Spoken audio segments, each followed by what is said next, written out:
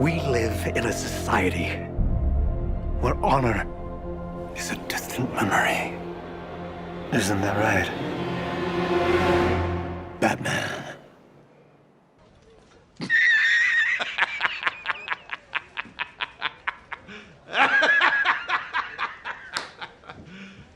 You serious?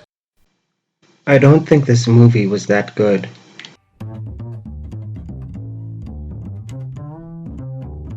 So first of all, I think the question that a lot of people have coming into this is, was it better than the 2017 Justice League with Joss Whedon? And I think it is better than Justice League of 2017. However, I do feel that that's just damning by faint praise. Also known as a backhanded or a left-handed compliment. It's so negative, it will not get you the response that you want, whether in the present or 5 minutes later when the person figures out that you were throwing shade. It really doesn't mean all that much to say that the 2021 Zack Snyder version was better than the Joss Whedon version, because the Joss Whedon version wasn't really great to begin with. In fact, it was a horrible movie. So there was nowhere else to go but up from here.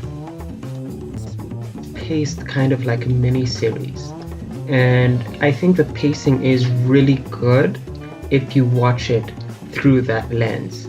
Instead of just watching it as a 4-hour movie so long, you just watch it in those little bits, the first 45 minutes, next 45, next 45, and then the next 45. And I think if you watch it like that, you'll find a much more well-paced movie than in the 2017 version.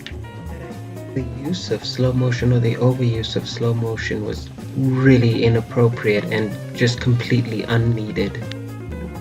These moments where I was thinking to myself, but why? Why are we doing this? Why? Why not?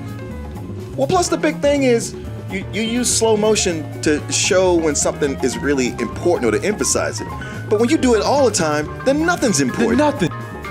There's a scene where Amy Adams as Lois Lane, she's walking to the coffee shop, gets a cup of coffee, 2 cups of coffee, I think 3 actually, takes one, gives it to the police officer nearby, takes that cup of coffee, takes the other one, leaves it at Superman's grave, and the entire scene of parts of it where it's played in slow motion, but then there's this ethereal music playing over it, and you're thinking to yourself, well, he's not actually gonna carry this whole useless scene out.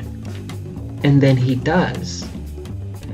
You're thinking to yourself, but isn't this a little indulgent, a little overindulgent? So many moments in this movie where I was thinking to myself, but Zack Snyder is just being ridiculous. Look at this scene, just look at this scene.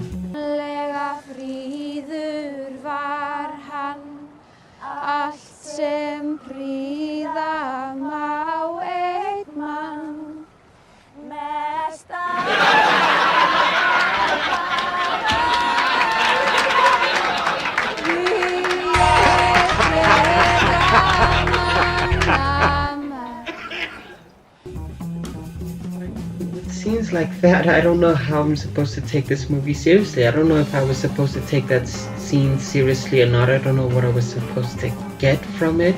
It was just strange. That girl is weird, and then added on the other scene with Aquaman where he's walking to the sea in slow motion, and it's like this Calvin Klein advert, and it's just strange.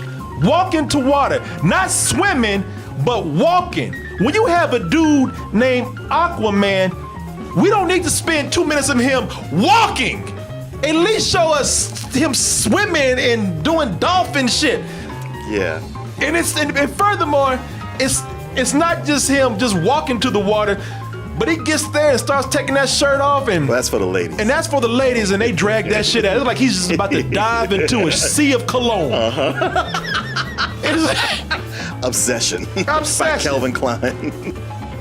Ultimately, my biggest issue with Zack Snyder's filmography is that his movies always feel as if he thinks they are more important than what they actually are. His movies feel really self-important. You understand? the biggest takeaway that I had from most Zack Snyder movies is that, you know, we really do live in a society. You know, we're living in a society. We're supposed to act in a civilized way. Isn't that right? Batman.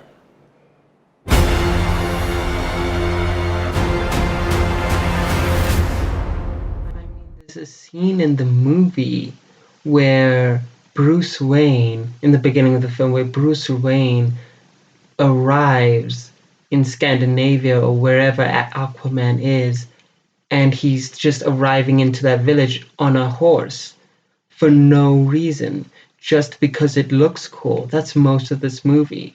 Like, this movie exists just because a lot of this stuff looks cool.